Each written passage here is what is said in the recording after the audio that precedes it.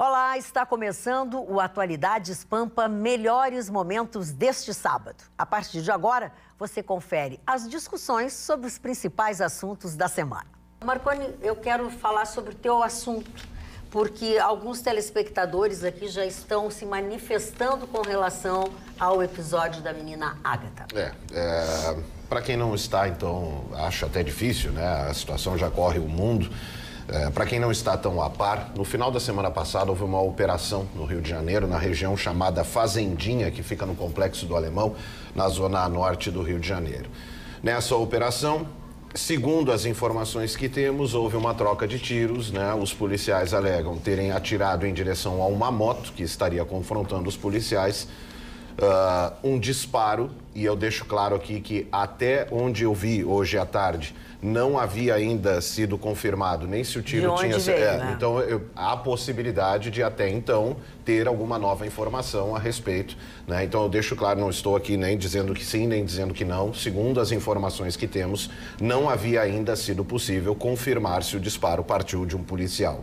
O policial apontado como o responsável pelo tiro nega, diz claramente, veementemente. Inclusive, quando os policiais saem em operação, eles pegam a munição e no final da operação eles têm que prestar conta daquilo que foi disparado. Ele disse que basta procurar os documentos lá do que foi, né, da prestação de contas, que ficará claro. Mas isso ainda tudo precisa ser periciado. O veículo, a Kombi, onde estava a menina Ágata, também está sendo periciada. E o governador Wilson Witzel, ele se manifestou nesta segunda-feira a respeito do caso. Foi criticado por só ter se manifestado hoje, né, em função disso, e culpou mais uma vez o crime organizado e essa sanha do crime organizado em tomar conta do Rio de Janeiro como responsável, né, por esse caos da segurança. Ele não apontou diretamente que o tiro partiu do crime organizado, mas nas entrelinhas ele dá a entender que sim, ele está em defesa, né, dos seus agentes.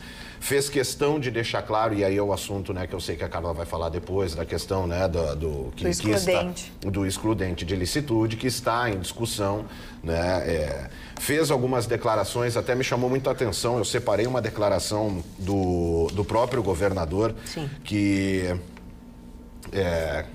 manifestou ali a sua emoção como pai, inclusive, né, ele fez questão de dizer que já não aguenta mais, ele está se sentindo pesado, né, por estar recebendo sistematicamente essas culpas. Ele disse o seguinte: olhando a minha filha, você acha que eu não choro pensando na dor de qualquer pai, qualquer mãe que perca seu filho? Eu sou pai, eu tenho os meus filhos em casa, eu olho para eles deitados na cama e penso, amanhã aquela mãe não vai ter o filho dela deitado na cama para poder olhar, para poder acariciar. Ele ainda se mostrou bastante emocionado. Ele diz, vocês acham que eu não penso nisso? Eu não sou um desalmado, ele fez questão de ressaltar. Eu sou uma pessoa de sentimento, sou uma pessoa como qualquer um de nós aqui. Agora, não é porque nós temos um fato terrível como esse que vamos parar o Estado. E aí entra, né, toda a questão do que o Rio de Janeiro vem vivendo já há muito tempo, né, se estendendo para o restante do país, inclusive. Recentemente, ainda dentro desses confrontos, uma imagem muito forte de um policial militar que foi atingido por um tiro na cabeça. Circulou aí as redes sociais também. Isso vai encroando no policial que sai para a próxima operação, que viu o seu colega naquela situação, o sangue correndo. Por que eu disse no início, né, a crônica da morte anunciada, né, a crônica da tragédia anunciada? Porque não tem como essas coisas não acontecerem num estado completamente desregrado como o Rio de Janeiro. O Rio de Janeiro hoje, há um esforço por parte do Estado em tentar esse combate, mas é uma terra de ninguém. Infelizmente, né, esse tripé entre tráfico, milícia e a força do Estado, o equilíbrio não está ocorrendo. Não sei, né? Ele não está ocorrendo. O crime tá ganhando. Fica até um pouco claro que a coisa só não desandou ainda, se é que tem para onde ir, porque o crime não quis. Carla, Não, pode falar. Antes da licitude, que a gente vai mudar, vai tornar mais técnico. Né? Eu queria ficar um pouquinho nesse assunto. Assim. Primeiro, a matéria da Ana, que envolve morte de crianças, né? Dá um componente emocional. E aí a gente... E eu tentei fazer uma análise não emocional da matéria, se é que é possível, porque com emocionalidade tu não resolve as questões, né? Então, assim, o Marconi está corretíssimo. Há um clima, o Rio de Janeiro, ele está indomável. Eu lembrei aqui que o Exército passou um ano lá e não se reduziu, o Exército, e não se conseguiu reduzir um índice de nada, de criminalidade ou de coisa, e não estou fazendo uma crítica que o Exército, estou dizendo para que se entenda o que é o Rio de Janeiro. O Rio de Janeiro é uma questão indomável. A minha crítica ao Witzel, Marconi, é que ele, como governador, eu acho que ele se posicionou publicamente, dando um salvo-conduto quando ele poderia ter dado uma conotação melhor, por exemplo. No que eu acho? Nós temos que apostar no treinamento dos profissionais. Acho que é isso. Esses tiroteios, tu não vai saber de onde veio a bala, de onde não veio a bala. A questão é que ele deu uma ideia de um salvo-conduto, né? Nós não estamos na morte dessa criança, nós estamos na morte da quinta criança. Para mim, Marconi, tinha que se investir no treinamento de profissionais. Nós tivemos uma reportagem de cunho internacional aqui na questão de treinamento psicológico, psiquiátrico, esse profissional, a todo um atendimento. A minha crítica foi de um salvo-conduto. E este salvo-conduto, mesmo que nós tenhamos a morte dos policiais, a quem eu me sensibilizo e me solidarizo, e sou o que mais defendo a polícia aqui do Rio Grande do Sul, de quem tenho muito orgulho, mas por isso eles têm que ser treinados. A morte de um policial não dá direito a matar a Magda, matar a Carla, nem o Nani, né? Nós temos que matar as pessoas certas e na hora certa. Ninguém, né? E na hora certa, ninguém, né? Que é na legítima defesa, da vida, né? Então, é nesse sentido, porque a imagem, nós temos protocolado na ONU 8 órgãos mundiais já pedindo, vou dizer a cabeça, mas numa crítica dirigida a ele. Então, na condução desse assunto. Então, a gente é muita matéria emocional, mas eu insisto, acredito no treinamento dos profissionais e na revisão dos comportamentos, porque senão a morte dos policiais não pode dar salvo-conduto à morte de ninguém. Voltando a fazer uma comparação, né, com a realidade americana, o Brasil vive algo muito estranho em relação à questão da segurança, né? Nós temos a polícia que mais mata, em paralelo, a polícia que mais morre, né? Então nós temos essa questão do psicológico do policial. O policial americano, por exemplo, ele mora a N quilômetros de distância daquele que é alvo, né, das suas buscas. Sim. Aqui, invariavelmente, o policial acaba tendo, né, em função das condições, tendo de morar na mesma comunidade, tendo que lavar a sua farda durante a madrugada e secar atrás da geladeira, porque se e levá-la escondida, né? E levá-la escondida, porque se eles estão no ônibus e te vê com a fardinha guardada ali, eles te matam ali, né? Até, né, existe aí, eu sempre brincava até, né, nos microfones da rádio, eu não vejo a figura do feminicídio, né? Porque ele sim, o PM sim, é morto por ser policial. Ao ser identificado, ele é caçado pelos bandidos e morto pela sua característica, por ser o profissional da segurança. Então, você tem salário baixo, um policial americano que elimina um bandido, ele é condecorado em TV aberta no dia seguinte, tratado como herói nacional, você tem o psicológico e a autoestima do policial constantemente inflada e abastecida. Eles são aplaudidos. Aqui é uma realidade completamente diferente. Completamente diferente. Anos de uma hegemonia que doutrinou o cidadão a odiar a polícia antes de qualquer outra coisa. Um salário baixíssimo, equipamentos de baixa qualidade, como nós vimos aí, os coletes à prova de bala, que já não recebiam. 60% nos do Rio estão vencidos. Aí é difícil. E essa questão de como você sai de casa, sabe, para enfrentar isso. O general Mourão se manifestou a esse respeito, ele que é o presidente em exercício, já que o presidente Jair Bolsonaro foi até a ONU, né, a Assembleia Geral da ONU. Ele disse assim, primeiro, e é certo, né, tem que saber de onde essa bala veio. Exato. Porque a população está dizendo que a bala com certeza veio da polícia, que eles têm certeza disso, que foi apenas um tiro, que passou uma motocicleta e que eles tentaram acertar aquela motocicleta e acabaram acertando, então, a Kombi que estava a menina e não tinha o tiro atrás da Kombi porque eles estavam com o porta-malas aberto, né, tirando alguns pertences e essa bala entrou pelo banco de trás.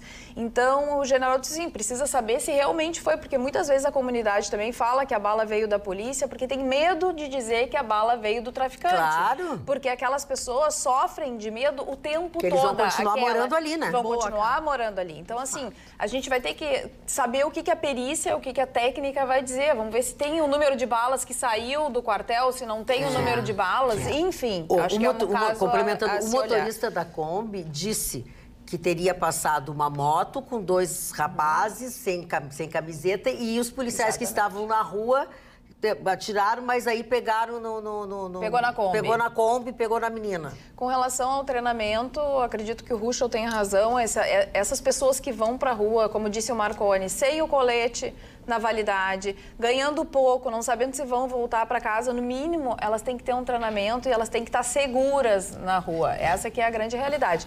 E com relação ao que o Ruschel chamou de salvo-conduto, aí tem a ver com a minha manchete, que é com relação à excludente de ilicitude. Porque essa excludente de ilicitude, ela já está no Código Penal, ela já existe dentro da legislação. O que acontece é que o pacote anticrime quer ampliar essa excludente de ilicitude. Então, o que é a excludente de ilicitude? Não é tido como crime, por exemplo, a legítima defesa, que todos conhecem. Ou a pessoa mata ou a pessoa morre. A pessoa está sofrendo um assalto, a pessoa está armada, vai matar e eu também tenho uma arma, eu vou te matar antes que tu me mate. Essa é a legítima defesa. Tem a legítima defesa de terceiro, foi o caso da Ana Hickman. A pessoa entrou dentro do quarto, viu que ela estava sob grave ameaça, atirou e matou. O cumprimento, o estado de necessidade é um outro excludente de ilicitude. Estado de necessidade, 2 pessoas se afogando no mar, tem só uma boia. Uma pega a boia, se salva, a outra morre, foi um estado de necessidade. E o outro é o cumprimento do dever legal ou exercício regular de direito, que é quando um agente policial pratica um assassinato dentro, né, do seu próprio trabalho. Do ônibus. Exatamente. Mas tem um parágrafo dentro desse artigo que diz que o agente vai responder pelo excesso. E é dentro deste parágrafo que vem a transformação do pacote anticrime, que tem pessoas questionando se pode ou se não pode, porque daí, como disse o Ruschel, é um salvo-conduto ou não é um salvo-conduto para aquele policial. Que aí o ministro Sérgio Moro diz o seguinte, que propõe que se reduza pela metade a pena ou até deixe de aplicar o excesso se decorrer de excusável medo, surpresa ou violenta emoção. E aí vem a questão do treinamento. Então, está dividido realmente, as opiniões são as mais diversas. O presidente da Câmara, Rodrigo Maia, já disse que vamos ter que dar uma segurada, vamos ter que analisar, vamos ver se a gente vai tratar desse excludente de ilicitude ou não vai. Ele se manifestou através do Twitter, nós temos aí o Twitter para passar para vocês. E também o ministro Sérgio Moro aqui, Rodrigo Maia, por isso que defendo uma avaliação muito cuidadosa e criteriosa sobre o excludente de ilicitude que está em discussão no parlamento.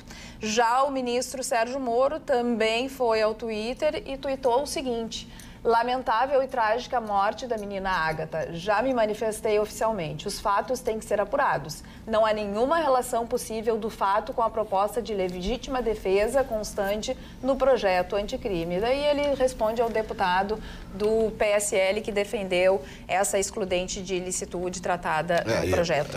Eu quis fazer, eram matérias separadas que eu quis separar até na bancada aqui. Uma coisa é um trágico, que é a versão da família, a se confirmar, é trágico, né? É trágico. Não, vai tentar matar um motoqueiro e com certeza pode ter morto alguém ali há 1 minuto atrás e acerta uma bala. Ao mesmo tempo, mas isso a perícia resolve muito fácil. Nós vamos saber, e isso são coisas localizadas. O que nos preocupa é que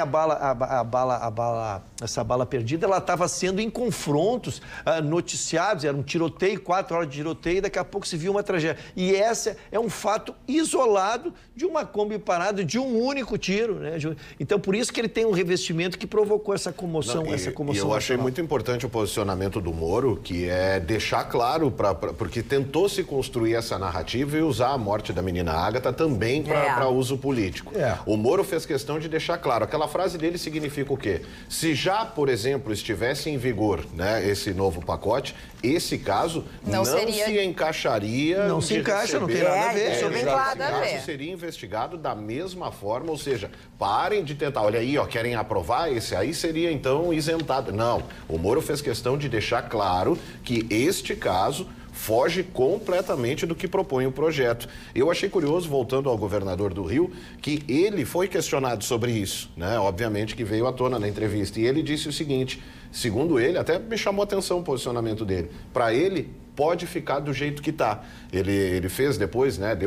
Passou o paninho de dizer, não, toda mudança é muito bem-vinda e tal. Mas segundo o governador, ele acha que não precisa, que segundo ele, pode se continuar do jeito que está, que os casos deixam muito claro, como disse o Ruschel, você tem uma troca de tiros, 4 horas de bala para tudo, quem já esteve no Rio e viu uma troca de tiros, de Vidigal para Rocinha, aquela coisa toda, cara, aquela bala pode pegar em qualquer lugar, né? Agora, esse caso, e por isso que está correndo o mundo já, pelo inusitado do fato e a tragédia absurda na morte da menina. Nada disso me sensibilizou, sabe por quê? Porque eu li a Bíblia, e quem leu a Bíblia sabe que os romanos mataram 146 judeus em Massada, ficou na Bíblia. Públio Cornélio Cipião, o africano, a mando de Pompeu, destruiu Cartago, lá não nasce terra, em Túnez. No Brasil, Brumadinho foi destruída. Morreu gente, as pessoas não conseguiram nem ser enterradas, foram enterradas dentro de concreto. Os donos daquela empresa estão na cadeia, pegaram pena de morte? Não, os advogados disseram que a natureza destruiu Brumadinho. A natureza matou Brumadinho. A hipocrisia da Kiss. Na Kiss não morreu 220, 230 garotos e garotas. Foi o fogo que matou. Então, num país desse, morre mais um, menos um. É a banalização total. Eu não consegui assistir ao vivo o discurso do presidente Bolsonaro na Assembleia Geral da ONU. Sim. Mas eu, logo em seguida, comecei a escutar as críticas referentes ao discurso. E, num primeiro momento, eu me assustei. Eu disse, não, mas será que foi tão enfático? Será que foi tão violento? Será que foi tão agressivo, realmente? Porque a maior parte dos comunicadores que eu escutei disseram exatamente isso, que o discurso tinha sido agressivo demais, que o presidente Bolsonaro tinha perdido uma grande oportunidade. Ele que falou durante meia hora, foi um discurso um pouco maior, né, do que o outro, da outra vez que ele tinha feito por cerca de 6 minutos. É a segunda vez que ele se pronuncia internacionalmente. E aí eu fui atrás do discurso, então, para saber exatamente o que tinha acontecendo. E no meu ponto de vista, foi um discurso forte, realmente foi um discurso forte. Mas o que ele fez... Em primeiro lugar, ele manteve uma coerência naquilo que ele sempre disse. Desde a época de campanha, ele continua repetindo a mesma coisa. Não dá para dizer que ele é diferente daquele Bolsonaro que foi eleito, exatamente. Ele continua exatamente com as suas mesmas posturas e com as suas mesmas posições. Segundo, na minha interpretação, em diversos assuntos, ele colocou os pontos nos is. Com relação ao socialismo, que acredito que muita gente concordou com ele, ele falou de Cuba e ele falou da Venezuela. Ele falou que o Brasil passou por um momento que ele poderia ter virado, né, uma república socialista e tudo mais. Com relação a Cuba, ele deixou bem claro que os médicos cubanos que vieram para o Brasil, eles não tinham nem liberdade, nem dinheiro. Porque Cuba ficava com cerca de 70% do valor do salário do médico cubano. Ele apontou tudo o que está acontecendo na Venezuela e que as pessoas estão abandonando a Venezuela. Então, ele colocou que o socialismo, as pessoas não têm nem liberdade, nem dinheiro.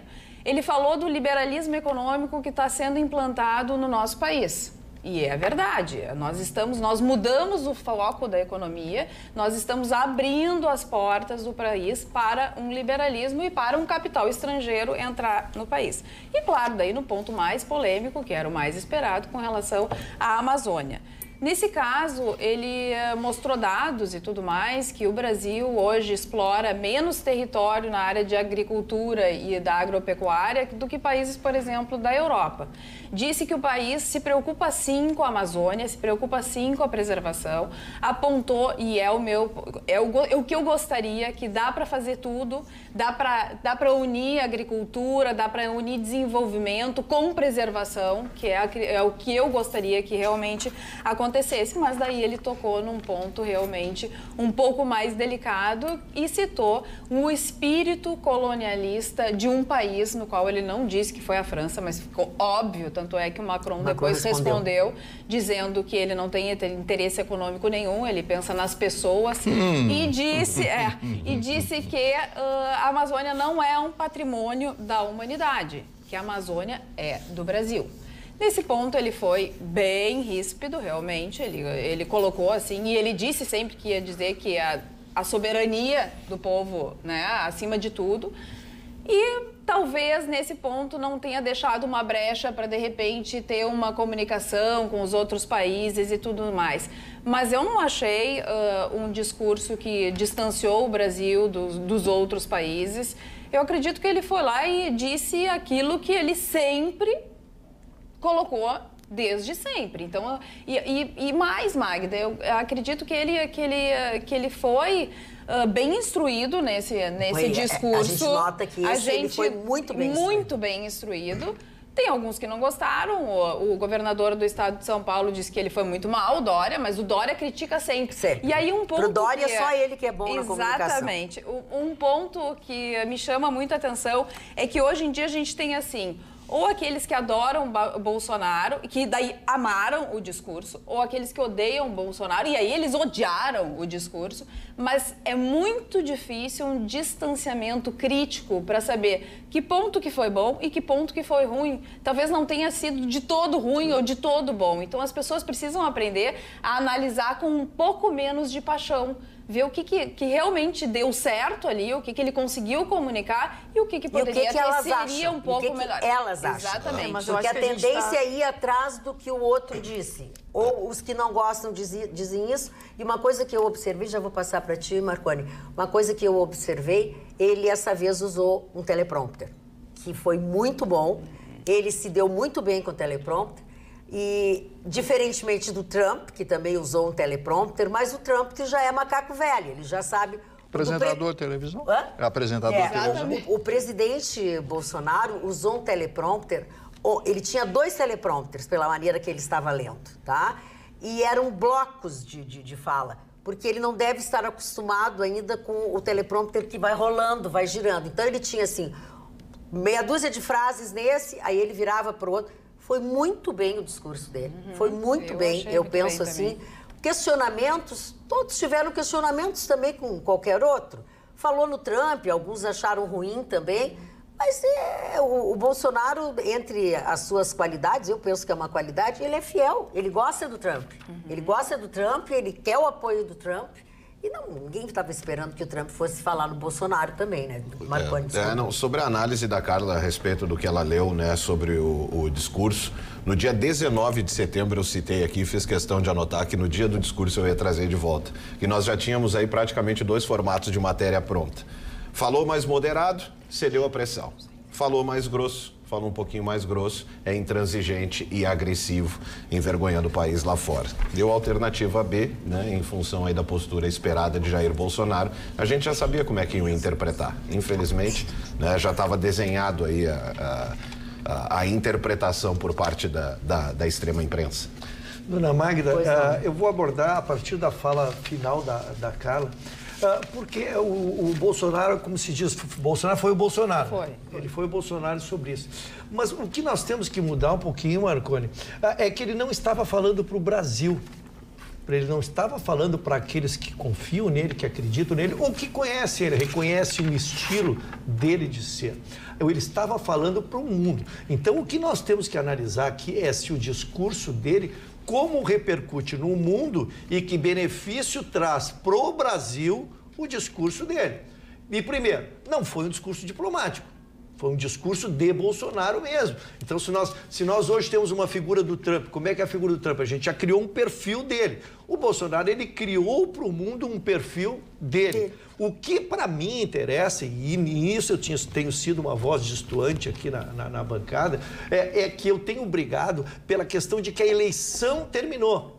Eu tentei de que achava que o Bolsonaro deveria, no início da sua gestão, tentar ser presidente de todos. Não, e ele marca a posição que ele é presidente de um determinado grupo e ele vai morrer com aquele grupo, e aqueles que, como disse a Carla, que o apoiam, concordam com isso, mas eu não. Ele é meu presidente hoje, eu gostando dele ou não gostando dele. Tá? Então, quando ele vai para o discurso, tem a oportunidade de falar para o mundo para ouvi-lo, entrar em choque com países da Europa, não na parte de ideologia, que aí ele firmou posição e que eu respeito muito, né? Mas na questão ambiental, que é crucial, ele insistir no rompimento com a França, insistir no choque com a Alemanha, que são países condutores, formação e formadores de opinião no mundo, eu não consigo achar que o Brasil terá benefício com isso. Então, cara, eu quero analisar, não dentro do ponto de vista, porque como tu disseste, bem, quem gosta do Bolsonaro gosta, quem não gosta vai dizer que não gosta,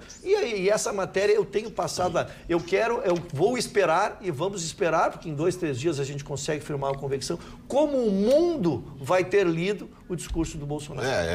Deixa eu só fazer um interregno aí de vocês. Eu acho que talvez algumas pessoas não tenham assistido o discurso do Trump. Então, a gente está falando sobre uma coisa que muitas pessoas não sabem o que a gente está falando. Do Bolsonaro. O que eu disse? Trump. Não, Bolsonaro, claro.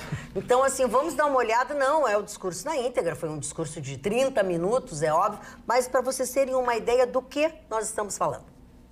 Em meu país, tínhamos que fazer algo a respeito dos quase 70 mil homicídios e dos incontáveis crimes violentos que anualmente massacravam a população brasileira.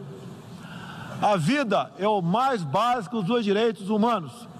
Nossos policiais militares eram o alvo preferencial do crime. Só em 2017, cerca de 400 policiais militares foram cruelmente assassinados. Isso está mudando.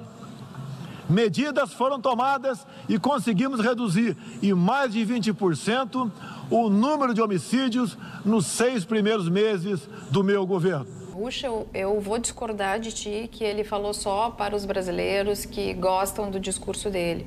Não, ele falou para o mundo aquilo que ele pensa. Ele não poderia ter falado diferente daquilo que ele pensa, de como ele está agindo. Se ele fosse diferente, ele seria hipócrita. Exatamente, é isso que eu penso. E então, a ele imprensa falou... hoje estaria dizendo que ele cedeu à pressão, que ele mudou a postura, decepcionou seus eleitores. A pior coisa do mundo é o vocês, mas vocês sabem o que é diplomacia? É outra coisa. Diplomacia é outra coisa. É onde a gente busca ajustes com países para atingir um determinado objetivo. Às vezes, recuar em alguns pontos, porque se marcar a posição, por isso que eu disse, eu não vou entrar nas questões dele, Bolsonaro, ideológicas, porque elas para mim não são importantes e não são importantes para o mundo. O mundo não vai mudar seu comportamento porque o Bolsonaro é ideologicamente A ou B ou C, não é isso. Nós estamos discutindo as questões que são as questões que se entrelaçam, o que o discurso dele pode ter calado positivamente para o Brasil e o que pode ter prejudicado ainda mais a imagem do Brasil. É essa discussão que eu propus. Eu falei em diplomacia e não em Bolsonaro mudar aquilo que ele pensa, aquilo que ele é. Eu acho que haveria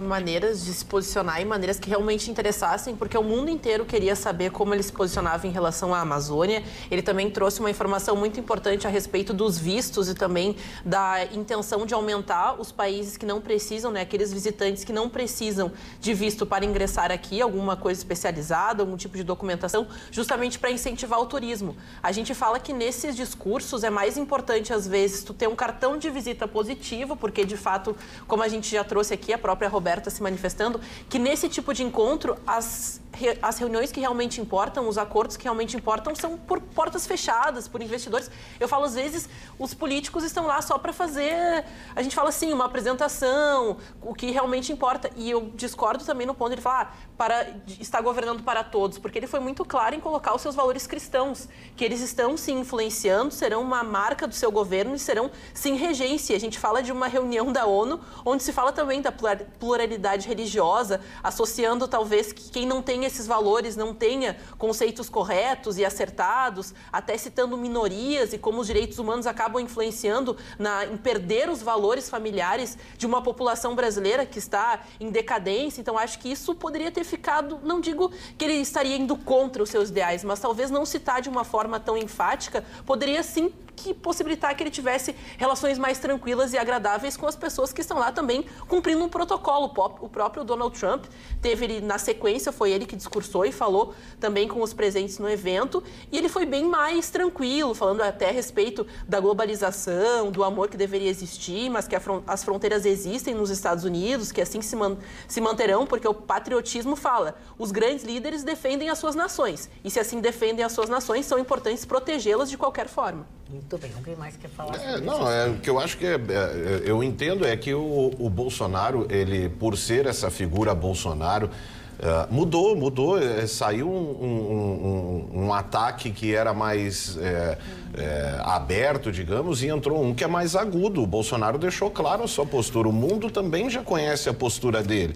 As outras lideranças mundiais já sabem que ele é Jair Bolsonaro, é uma pedra sem polimento mesmo, chega e fala o que tem que falar, não é nenhuma novidade, não é nenhum estranho, apesar de o site da ONU constar lá Michel Temer como presidente do Brasil, né? Mas eles talvez tenham se atrapalhado um pouquinho, mas não é nenhum estranho. E é como num jogo de pôquer, né? Você tem ali, o Bolsonaro chega casando todas as fichas sempre.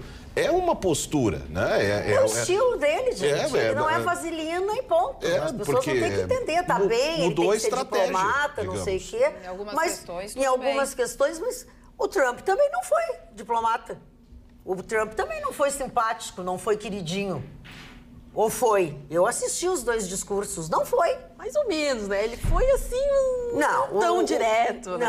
Como não foi tão direto? Claro, ele atacou as mesmas bandeiras que o Bolsonaro tinha atacado, né? E não fez bonito o pessoal de Cuba estava bem complicado. Tanto que o próprio Trump, ele falou durante o discurso do Bolsonaro com a imprensa lá fora, né? Aí não prestaram atenção no discurso de um e outro, eu me refiro. Não tinha quase ninguém assistindo o presidente Bolsonaro.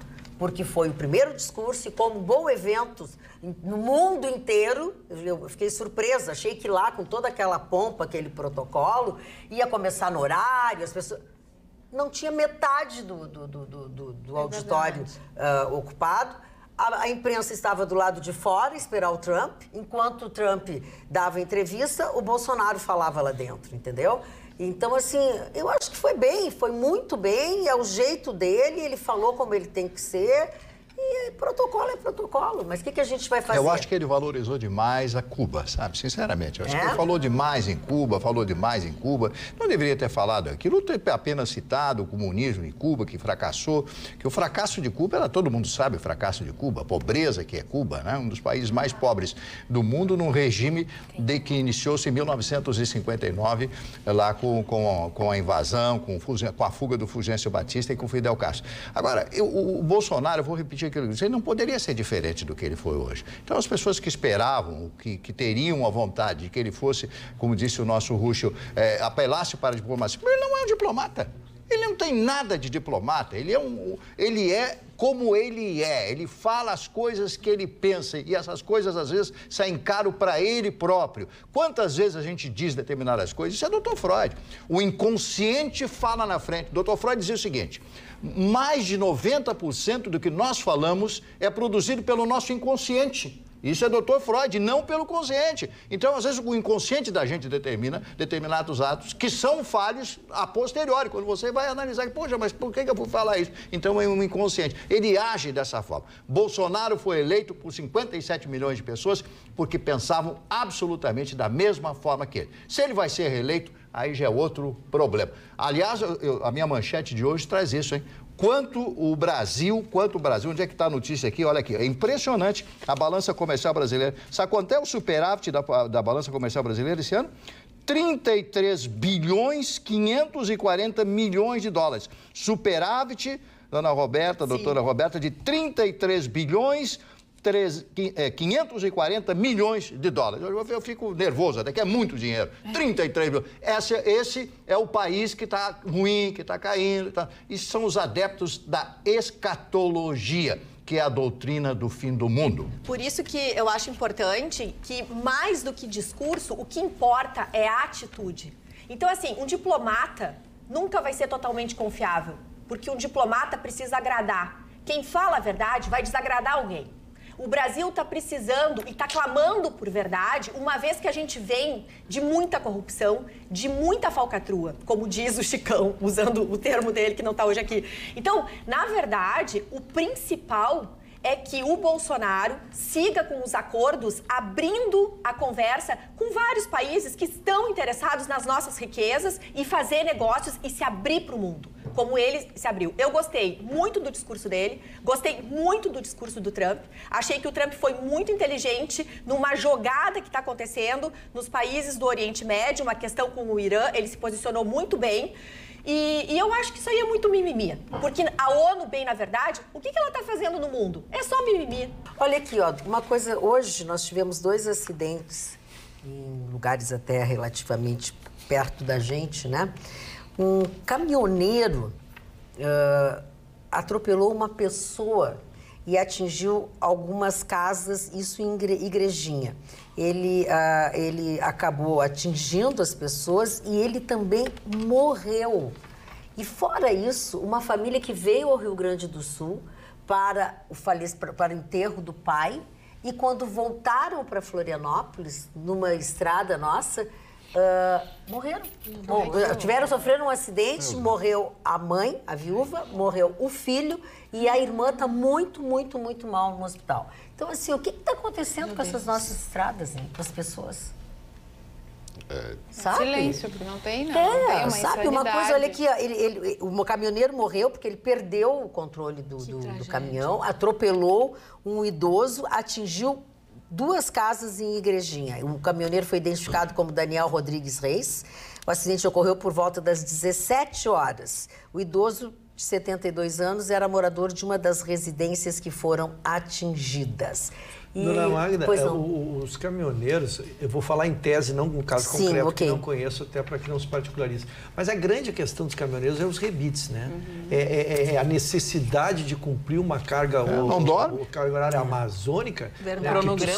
Tu sai lá do Nordeste, tem que chegar aqui em X horas e já carrega, e já tem que voltar. E o ser humano, ele tem as limitações. E é muito difícil que o caminhoneiro ele consiga se educar para trabalhar 10 horas, por exemplo, como se exige, ou 8 horas no caminhão, né? Não, ele vai tocando, porque o ser humano tem aquela sensação de terminar, e quantos mais fretes ele fizer, mais ele consegue pagar. Pois não. Perdão, Ruxo, só complementar a tua informação, não só em relação ao autônomo, eu trabalhei numa empresa, numa transportadora, que começou a gente ver, o alarme disparou quando o seguinte, o site da transportadora começava a dar o tempo. Por exemplo, se você fizesse a sua mudança daqui para o Rio de Janeiro, o site apresentava lá que a sua mudança chegava em tantas horas. Só que se você botasse isso no Google, por exemplo, né, usando o método mais simples, era quase 2 ou 3 horas a mais. Então você tem as empresas também vendendo para clientes uma realidade que não existe. E com punições severas ainda em relação ao funcionário, se ele não cumprisse a meta essa em questão. Então você tem ali viagens, por exemplo, eu me lembro de uma que foi muito marcante, que era daqui para Salvador, em que o cidadão tocou direto.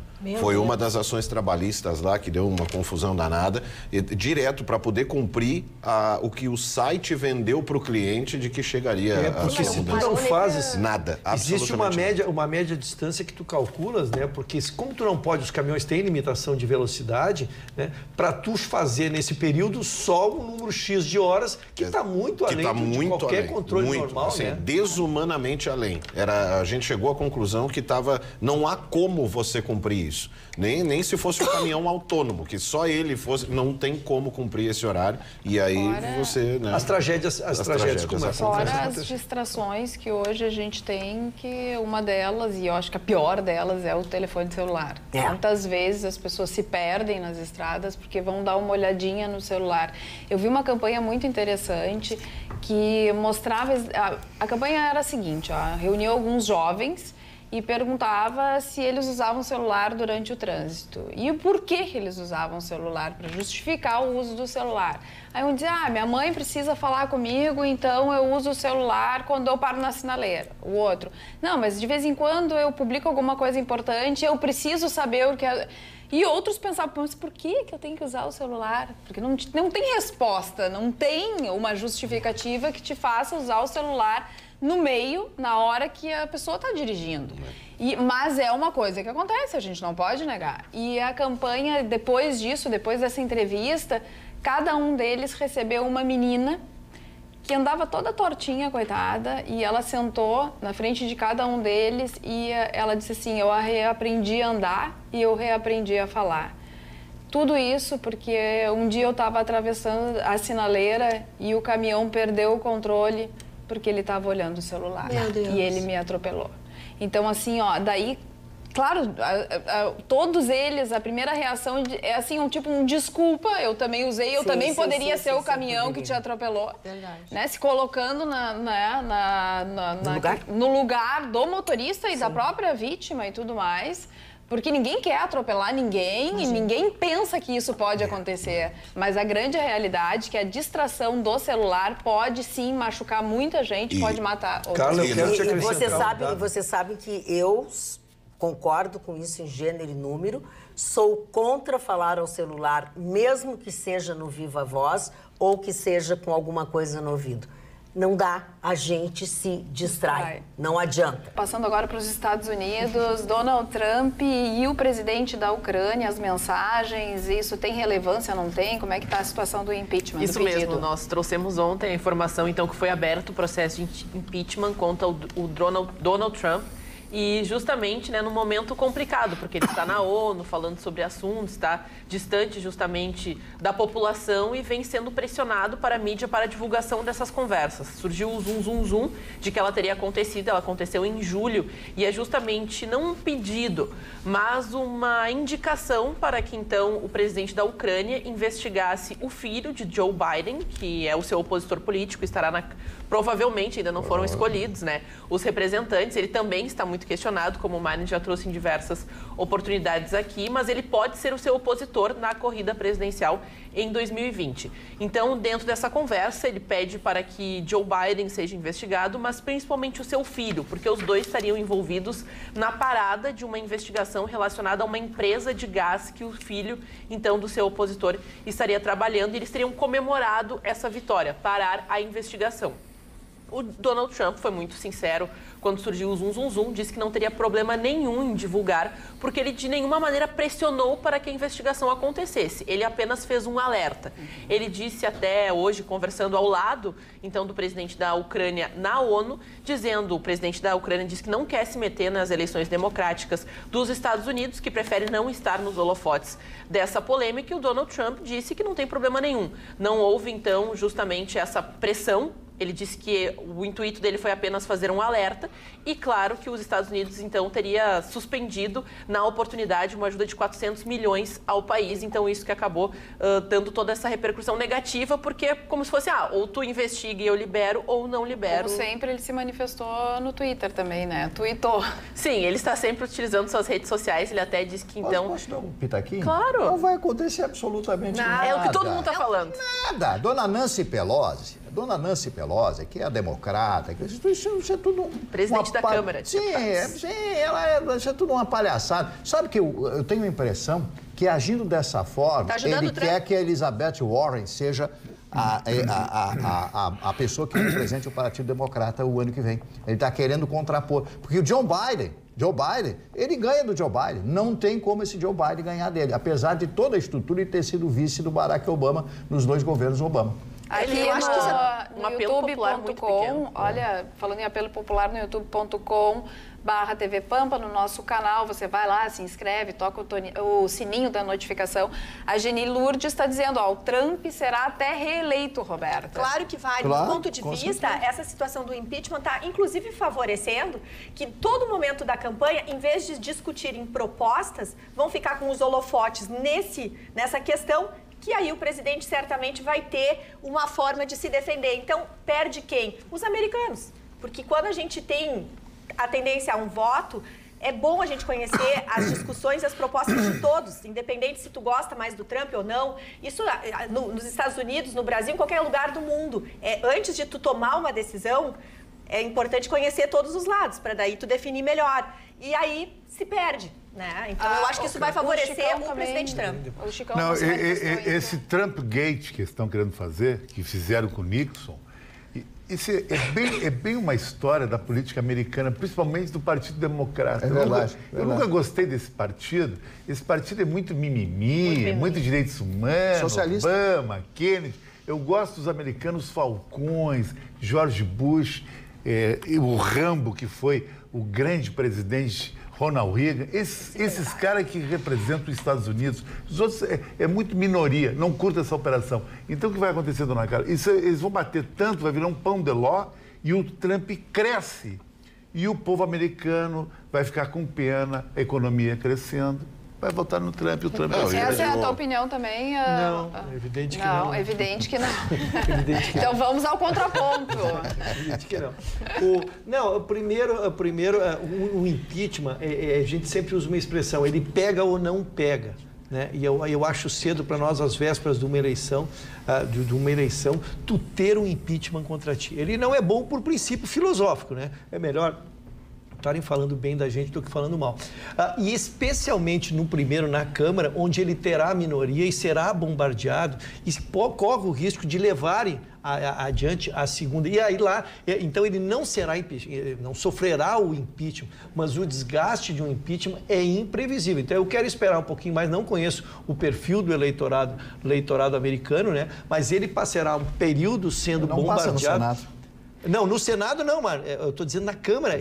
Na Câmara é que ele tem minoria. Já no Senado, além de ele ter maioria, precisaria 2/3, ou seja, o impeachment não vai acontecer. Agora, esse desgaste, que poderá ser de 1 mês, de 2 meses, de 3 meses exatamente, é que eu não consigo dimensionar porque não conheço o eleitorado americano. Só para acrescentar dentro dessa discussão, eu falei Halloween porque ele já está acusando a imprensa de fazer uma caça às bruxas. Foram as suas palavras, dizendo, é uma caça às bruxas porque eles nunca gostaram do meu governo. Eu não sou uma pessoa que eles gostam, então é por isso que tudo isso está acontecendo. E até muitos especialistas que falam sobre o assunto trouxeram um fator técnico, que esse software, então, que traz as informações do que foi dito, que não foi dito, ele pode ter se perdido por questões de interpretação e também pela questão da fala, do que diz respeito ao sotaque. Então, até isso está sendo questionado, a qualidade do software para fazer a leitura dessas informações. Marconi. Eu defendo a tese de que essa reeleição do Trump está garantida já, inclusive, há bastante tempo, pelos resultados alcançados no governo Trump. A maioria deixou de ser silenciosa nos Estados Unidos. Um dos slogans de campanha do Trump, né, o Make America Great Again, em pouquíssimo tempo ele conseguiu trazer aos Estados Unidos a cara de Estados Unidos de novo. E ele tem números que contestam, inclusive, os gritos histéricos do Partido Democrata. Você tem hoje lá a mulher negra trabalhando como nunca nos últimos anos, você tem os latinos trabalhando hoje, você tem a questão do pleno emprego, você tem resultados que eram o que o americano esperava e que dá respaldo ao governo Trump. E essa histeria da tentativa de, na ausência completa, isso é uma característica não só do Partido Democrata, mas da esquerda no mundo todo. Né? Na falta de propostas, tenta-se o ad hominem, vai se achar qualquer coisa. Se tentou com, uma vez ele disse um palavrão em 1958, então não merece estar no governo. Mas em 1941 ele uma vez chamou uma mulher de bonitinha, então ele é machista. Todos esses griteiros, isso só reforça o poder do Trump. Porque enquanto essa histeria coletiva, né, manifestada por essa parcela de eleitores lá. Enquanto isso, os resultados estão crescendo. O combustível barato, o pleno emprego, os negócios, todas as classes podendo comprar e consumir, vivendo o sonho americano, como eles chamam, né? O American Dream, o American Way of Life. Tudo isso. E outra, lá, se a imprensa voltada à esquerda é muito forte, a voltada à direita é tão forte quanto. Então, e lá aqui ela tem lado. Tem lado. Lá você tem Fox versus CNN de uma forma muito clara e os subprodutos de cada uma delas. Aqui, por exemplo, ainda é muito hegemônica a presença da esquerda na imprensa. Lá nos Estados Unidos não é assim, não. Vocês não vão levantar qualquer boato em cima, assim, à toa, que nós vamos chegar aqui com dados para comprovar. O Trump, ele vive à sombra muito, e nesses dados até que foram colocados, né, o próprio Obama não se manifesta muito sobre o assunto, mas a imprensa é recorrente na recordação de que muitos planejamentos e planos sociais estruturados pelo Obama, que não existiam nos Estados Unidos, que na oportunidade desse crescimento, isso é o legado que o Obama deixou. E é claro também que o Trump tem uma maneira, vamos dizer assim, comercial muito mais agressiva. Lembrando que hoje também na ONU ele deu uma acalmada nas suas relações com a China, dizendo que basicamente tudo vai voltar ao normal, que as taxações irão acontecer, mas com novos valores e novos números que irão agradar ambos os lados. Mas a gente fala que essa política mais agressiva na área do comércio e principalmente instituindo que a América é great again, né? Tipo, é grande de novo, ela vai se tornar ótima de novo para os americanos, ajuda bastante para esse nacionalismo americano às vezes exagerado. Mas ele também vive à sombra do governo Obama, que deu o resultado, claro, agora depois de anos desse projeto.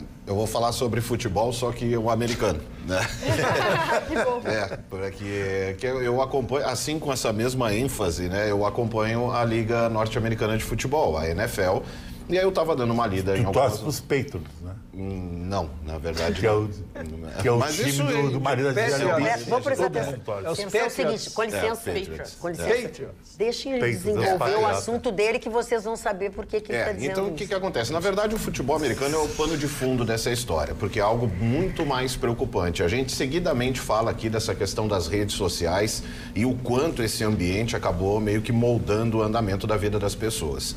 Eu estava acompanhando algumas matérias e vi que havia um zoom em torno de um torcedor, né, da Liga Universitária Norte-Americana, um rapaz chamado Carson King, que o que aconteceu? Durante a semana passada, tem a ESPN College Game Day, que é o dia que ela transmite o futebol americano da Liga Universitária. Esse rapaz estava na arquibancada com um cartaz com uma frase bem humorada, dizendo: depositem na minha conta, preciso comprar cerveja. E ele botou um link de uma espécie de uma vaquinha, é tipo um Patreon, que você deposita se você quiser ajudar. E esse cidadão, assim, um cidadão normal, 100 e poucos seguidores, nada, não é? A gente pensa que essas coisas acontecem com, não, mas eu nem sou famoso, a minha rede não é... Tome cuidado, por isso que eu fiz esse alerta no início. O que aconteceu? Essas câmeras rodaram, e naquele dia ele conseguiu $400. E aí ele anunciou, então, que ele ia comprar a cerveja dele e que o restante ele ia doar para uma instituição de caridade. Continuaram a depositar nessa conta. E em uma semana, esse cidadão arrecadou $1 milhão. $1 milhão que ele anunciou que iria doar, então, ao University of Iowa Stead Family Children's Hospital, que é um hospital que cuida de crianças com câncer. Chegou a fazer a cerimônia toda, né? E tem fotos, né? Foi fotografado, acabou se tornando um grande destaque. O que aconteceu? Um repórterzinho dessa nova geração resolveu que essa matéria não seria interessante. Ele resolveu que o seu dia de trabalho seria procurar as redes sociais desse rapaz, encontrar as redes e procurar chafurdar termos que são esses praticados, então, piadas racistas, homofóbicas, xenófobas, xafóbicas, toda essa histeria. E em 2012, quando esse rapaz tinha 16 anos de idade, ele fez duas piadas. Piadas, né, de cunho popular, que esse rapaz então fez uma matéria anunciando que era um falso doador, porque na verdade ele era um racista, ele era homofóbico e tal. E aí começa o tema que eu trago, que é a cultura do cancelamento, que é algo que nós já vimos com algumas pessoas aqui no Brasil. Houve uma manifestação, hashtags foram subidas e uma multidão de pessoas entraram em contato com os empregadores desse rapaz, e começaram essa função de tem que demitir, vocês vão associar. Além, só para complementar, 2 marcas de cerveja grandes anunciaram que iam abastecer esse rapaz por 1 ano e ajudar o hospital também. As pessoas começaram, vocês vão associar sua marca com um racista, com um homofóbico, com um racista, com um homofóbico. Em 2012, ele tinha 16 anos e postou 2 piadas. Nessa semana, ele arrecadou mais de $1 milhão por um hospital que trata crianças com câncer. Então, essa geração de frágeis, essa geração de fracos, que acham que sentir-se ofendido pesa mais na balança do que uma ação como esse rapaz fez, de ter conseguido 2 marcas para ajudar um hospital com câncer e ampliar os investimentos também na universidade. Essa geração conseguiu que esse rapaz fosse demitido e as 2 marcas cancelassem o apoio que estavam dando a ele. Na realidade, não quero dar aquela de Pequeno Príncipe, você é responsável por aqueles que você toca e tudo mais, mas eu acho que nós temos a responsabilidade sim, nós somos pessoas públicas e quando você tem uma conta, na realidade você abre mão dos seus direitos de privacidade, que se você não pode, aquilo não pode ser usado contra você. A gente fala que é aquela coisa do policial. Tudo que você acaba produzindo e por livre e espontânea vontade pode sim retornar para você. E a minha pergunta, cadê o Vitorino? Ele está voltando na segunda-feira, vem de Israel e volta para a bancada. É isso, Magda? Vamos a um vídeo então para você matar a saudade um pouco? Alô, galera do Atualidades, pois eu estou aqui no porto de Jaffa, Tel Aviv, esperando para voltar ao Brasil, claro, só depois de amanhã. No programa eu estou de volta só na segunda-feira, mas hoje eu quero contar para vocês muita coisa, então acompanhe o que está acontecendo aí, porque são muitos os boletins, muita coisa para contar e segunda eu vou estar no programa trazendo para vocês, olha, coisas maravilhosas. Vocês não imaginam o que tem de coisa diferente aqui. É um outro país, é um outro planeta. Israel é um país maravilhoso, um país sedutor que vai render muito assunto e, acreditem, muita polêmica também. Vamos metendo bronca aí, galera. Um abraço, saudade de todos. Não vou ler nem bula de remédio segunda-feira, porque eu não vou precisar dizer absolutamente nada. Só ler merchan e o resto ele vai tomar conta. Então a gente está dispensado, então. Não, vocês têm que ficar, porque agora nós vamos ficar... ser vaquinha do presépio, Exato, então. Nós vamos ficar aqui só para receber o coleguinha e ouvir tudo que ele tem para nos dizer. Não dá para colocar umas almofadinhas com o nosso rosto, assim? Não, seja assim, não seja... Você não é uma menina comportada, não é bonito. Falando em comportado, bonito... Quem não foi nada disso foi o nosso ex-procurador Janot. O mundo jurídico está estarrecido. Imagina, envergonhado. E, por consequência, a sociedade brasileira está estarrecida. Para quem não acompanhou a notícia, ele está fazendo um livro das suas memórias e ele, no livro, resolveu contar que um dia ele foi ao STF com um revólver aqui para matar nada mais, nada menos que um ministro. No livro, ele não conta quem é o ministro. E aí, imediatamente, toda a grande imprensa se dirigiu a ele e ele, então, na quinta-feira, reuniu o Estadão, a Folha de São Paulo, a Veja, todos os veículos, Mário, e contou que era o... Eu sei que tu sabe. Obrigada, Mário. Que força que tu tá dando pro colega contar Obrigado, a história, tu sabe mesmo, mas então me ajuda. Tá bom, então tá. Mas também não atrapalha. Aí ele declarou que era o ministro, ex-ministro Gilmar Mendes. O que começou? Qual foi o litígio que aconteceu ali? O Janot, quando no exercício da Procuradoria, do qual ele foi por 4 anos, senhores, 4 anos, a maior figura do mundo jurídico no país, ele fez uma denúncia contra o Gilmar Mendes, pedindo a sua suspeição, porque a sua esposa trabalharia em processos que ele estava julgando. Assim começou, da OAS. Assim começou. Ela é advogada da OAS, portanto, ele não pode julgar processo que envolva a OAS. Ele, ao invés de se declarar impedido, ele não o fez, mas fez uma represália. Como a filha do Janot era a advogada, ele declarou que ela estaria envolvida em processos contra o CAD. Isso o transtornou, aí já palavras dele, isso o transtornou. E ele, então, um dia, não aguentei, botei a arma no corpo, me dirigi ao STF e finalmente veio à luz, uma expressão que ele usou, eu até tinha anotado aqui, a luz invisível do bom senso, a frase foi bonita, a luz invisível do bom senso fez com que ele não perpetrasse o ato. Bem, evidentemente que a partir dali todos estarrecidos, porque eu volto a dizer, por 4 anos ele foi o responsável, o condutor direto pela Lava Jato e todas as questões importantes desse país. Então o ministro Gilmar Mendes fez um pedido no STF de que fosse aberto um inquérito e a partir daí fosse investigado. O ministro Alexandre de Moraes já despachou e hoje foi feita uma busca e apreensão tanto na residência do Janot como em seu escritório. Foi apreendido uma pistola, 3 pentes, o seu celular, um tablet e os desenvolvimentos, então, jurídicos começarão a partir dali. Eu me lembrei daquela fatídica lista do Janot. Lembra quando teve aquela divulgação que era assim, daqui a 30 dias eu vou divulgar o nome, né? Que tinha tudo. Que eu automaticamente eu pensei, olha, o teu nome, Roberto, apareceu aqui na minha lista, tá? Daqui a 30 dias eu vou dar uma divulgada aqui. O que a gente pode resolver aí para que teu nome não conste mais nessa lista, entendeu? Então, sabe lá a que exatamente se referia essa lista? Exato. Se tratando de ser absoluta verdade o que ele disse, né, de que ele resolveria desta forma a situação, imagina qual seria então o real interesse daquela lista, qual seria o real objetivo. E o Atualidades Pampa, melhores momentos, vai ficando por aqui. Muito obrigada pela sua audiência e não esqueça, temos um encontro marcado na segunda-feira às 7h15 da noite. Até lá!